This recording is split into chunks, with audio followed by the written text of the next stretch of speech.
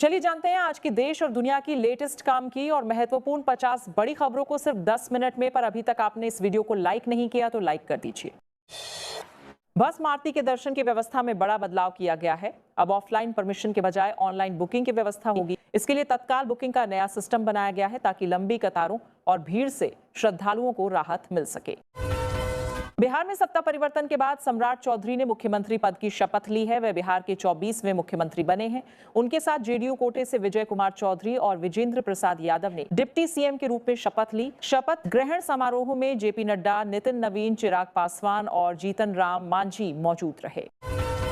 JDU office के बाहर लगे पोस्टरों में बदलाव किया गया है। तेजस्वी यादव ने सम्राट चौधरी को बधाई देते हुए तंज कसा कि उन्होंने नीतीश कुमार को गद्दी से उतारने की अपनी प्रतिज्ञा पूरी कर ली। अमरनाथ यात्रा के लिए रजिस्ट्रेशन आज से शुरू हो गए हैं। यह यात्रा 57 दिनों तक चलेगी, जो 3 जुलाई से शुरू होकर 28 अगस्त 2027 तक जारी रहेगी। महिला आरक्षण और परिसीमन के मुद्दे पर मल्लिकार्जुन खड़गे के आवास पर इंडिया ब्लॉक की बड़ी बैठक हुई, जिसमें राहुल गांधी और अन्य विपक्षी नेता शामिल हुए। मायावती ने महिला आरक्षण बिल का समर्थन करते हुए 50% आरक्षण की मांग की, जबकि अखिलेश यादव ने इसे बीजेपी की निराशा से उबरने की जल्दीबाजी बताया। ईडी ने आम आदमी पार्टी के राज्यसभा सांसद अशोक मित्तल के गुरुग्राम और जालंधर समेत 8-9 ठिकानों पर छापेमारी की। यह कार्रवाई लवली प्रोफेशनल यूनिवर्सिटी में वित्तीय अनियमितताओं और मनी लॉन्ड्रिंग मामले से जुड़ी है। असम के मुख्यमंत्री हिमंत बिस्वा शर्मा ने राहुल गांधी से उनके पासपोर्ट और विदेश दौरों का ब्यौरा सार्वजनिक करने की चुनौती दी है। उन्होंने अपने परिवार के पासपोर्ट दिखाने की बात कही। शर्मा ने पवन खेड़ा के आरोपों को फर्जी बताया और आरक्षण बिल का समर्थन किया। पश्चिम बंगाल की सियासत एक बार फिर गर्मा गई है। मुख्यमंत्री ममता बनर्जी ने आरोप लगाया है कि कोलकाता एयरपोर्ट जाते समय उनके वाहन की केंद्रीय बलों ने जांच करने की कोशिश की। स्नान पर्वों की तिथियों का ऐलान हो गया है। 2027 में मकर संक्रांति पर पहला स्नान होगा और 20 अप्रैल 2027 को अंतिम स्नान होगा। कुल 10 बड़े स्नान होंगे, जिनमें 3 शाही स्नान शामिल हैं। केंद्र सरकार के समक्ष जेसीएम स्टाफ साइड ने 8वें वेतन आयोग को 59 प्रस्ताव सौंपे हैं। इसमें न्यूनतम वेतन 69,000 रुपए, ओपीएस बहाली, 6% वार्षिक वृद्धि, भत्तों में बढ़ोतरी और कर्मचारियों के लिए कई अहम सुविधाओं की मांग शामिल है।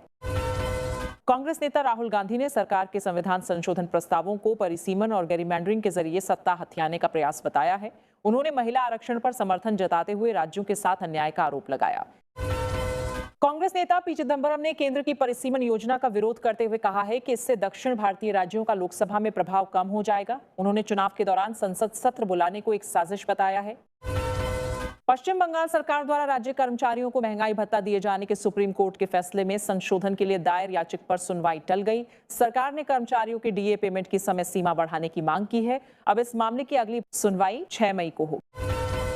आम आदमी पार्टी के राज्यसभा सांसद राघव चड्ढा को केंद्र सरकार की ओर से जेड श्रेणी की सुरक्षा दी गई है और खबर के अनुसार राघव चड्ढा को दिल्ली और पंजाब में अर्धसैनिक बलों द्वारा सुरक्षा मुहैया कराई जाएगी। गुजरात हाईकोर्ट ने एआई से बने डीप फेक कंटेंट के बढ़ते खतरे पर कई टेक कंपनियों को नोटिस जारी किया है। उन्हें सहयोग पोर्टल से जुड़कर अवैध सामग्री पर समयबद्ध कार्रवाई करने को कहा गया है। विदेश मंत्री एस जयशंकर ने जापान की मेजबानी में हुई एक आभासी बैठक में समुद्री सुरक्षा और ऊर्जा स्थिरता को लेकर बड़ी बात कही है। उन्होंने व्यापारिक जहाजों पर हमलों को अस्वीकार्य बताया और कहा कि भारत आपूर्ति श्रृंखला को लचीला बनाने के लिए वैश्विक भागीदारों के साथ मिलकर काम करेगा।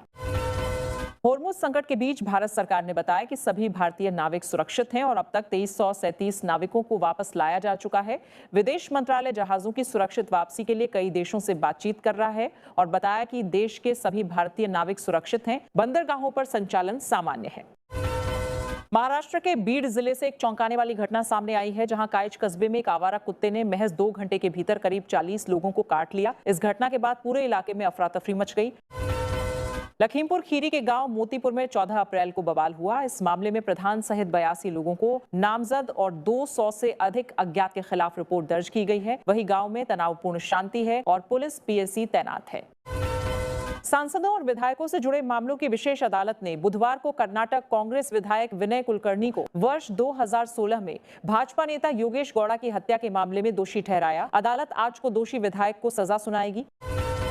दिल्ली की एक अदालत ने हरियाणा के शिकोपुर में जमीन सौदे से जुड़े मामले में रॉबर्ट वाड्रा के खिलाफ ईडी की चार्जशीट का संज्ञान लिया है। वाड्रा और अन्य आरोपियों को 16 मई को पेश होने का निर्देश दिया है।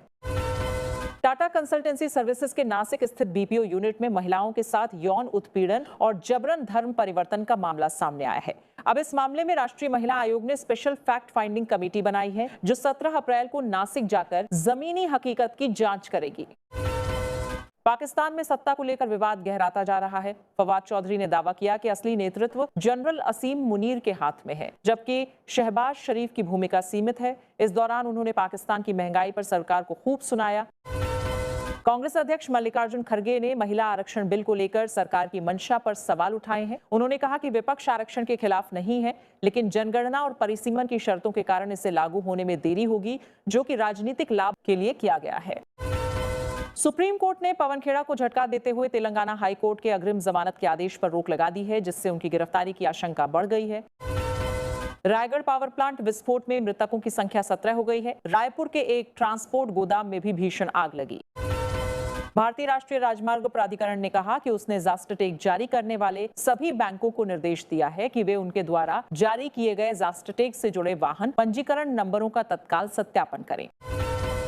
सीबीएसई ने 10वीं कक्षा की प्रथम बोर्ड परीक्षा का रिजल्ट जारी कर दिया है। कुल उत्तीर्ण प्रतिशत 93% दर्ज किया गया है। 16 अप्रैल से दूसरे बोर्ड एग्जाम के लिए एलओसी सबमिशन शुरू होगा, जिसकी डेडलाइन 5 दिन है।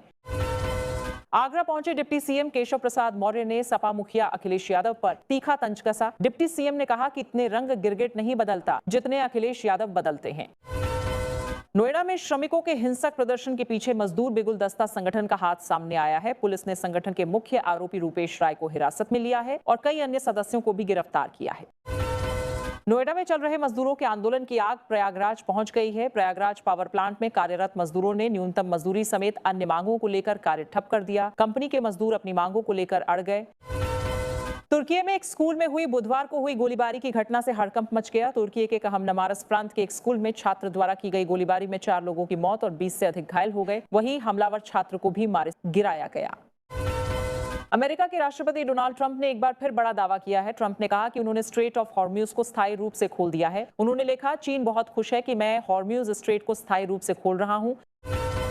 वही ट्रंप ने दावा किया कि वे ईरान को हथियार न भेजने पर सहमत हो गए हैं। जब मैं कुछ हफ्तों में राष्ट्रपति शी जिनपिंग से मिलने वहां जाऊंगा तो मुझे जोरदार गले लगाएंगे। लखीमपुर खीरी में अंबेडकर मूर्ति स्थापना को लेकर बवाल हुआ, जिसमें भीड़ ने पुलिस की गाड़ियां फूंक दी। वहीं 20 लोग गिरफ्तार। नोएडा में मजदूरों का प्रदर्शन जारी है और अफवाह फैलाने के आरोप में आरजेडी प्रवक्ताओं पर केस दर्ज हुआ है। ईरान से बातचीत विफल होने के बाद अमेरिका ने ईरानी बंदरगाहों की नाकेबंदी कर दी है। ईरान की 90% अर्थव्यवस्था समुद्री व्यापार पर टिकी है। इजराइल और लेबनान ने 33 साल बाद दोनों देश अमेरिका की मध्यस्थता में एक टेबल पर आए हैं। लेबनान ने सीज फायर की मांग की है। इजरायली सेना ने गजा में हमास की 4 सुरंगों को ध्वस्त किया और लेबनान में हिजबुल्लाह के ठिकानों पर हमले जारी रखे। वहीं इराक के आसमान में एक लड़ाकू विमान ने ड्रोन को मार गिराया।